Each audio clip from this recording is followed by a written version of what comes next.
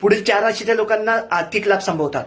सिंह, वृश्चिक, वृषभ आणि मकर या ज्या 4 राशी आहेत, लग्न आणि चंद्ररास, या 4 राशीच्या लोकांना आर्थिक लाभ संभवतात. आता आर्थिक लाभ म्हणजे कसंही होऊ शकतात.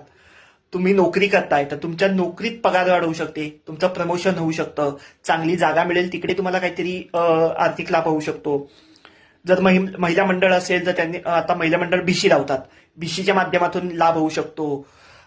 एखादी एफडी काढली असेल त्याचं मॅच्युरिटी मिळू शकते, एखादी स्कीम तुमची चालू असेल त्याची मॅच्युरिटी मिळू शकते, लॉटरीचं तिकीट काढलं असेल त्याच्यात तुम्हाला लाभ होऊ शकतो, किंवा तुमचे पैसे कोणाकडे ते अडकले, तुम्ही कोणाकडे उधारी दिली आहे किंवा एखाद्या कंपनीत अडकलेत, एखाद्या माणसाकडे अडकलेत आणि ते येणं बाकी असेल तर तिकडनं लाभ होऊ शकतो.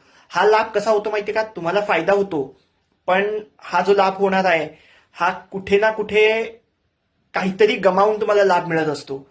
त्याच्यामुळे जर तुम्ही अपेक्षा केली असेल की मला 10,000 मिळू शकतील तर तुम्हाला 10च्या 10,000 नाही मिळणार.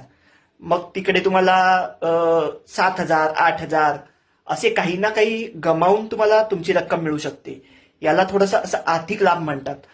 हे आर्थिक लाभ या 4 राशी, लग्न आणि चंद्ररास या 4 राशीच्या लोकांना आहे. हे आता मी ढोबळमानाने सांगतोय, त्याच्यामुळे प्रत्येकाची कुंडली वेगळी, त्यातलं ग्रहमान वेगळं असतं, त्यातल्या दशा वेगळ्या असतात.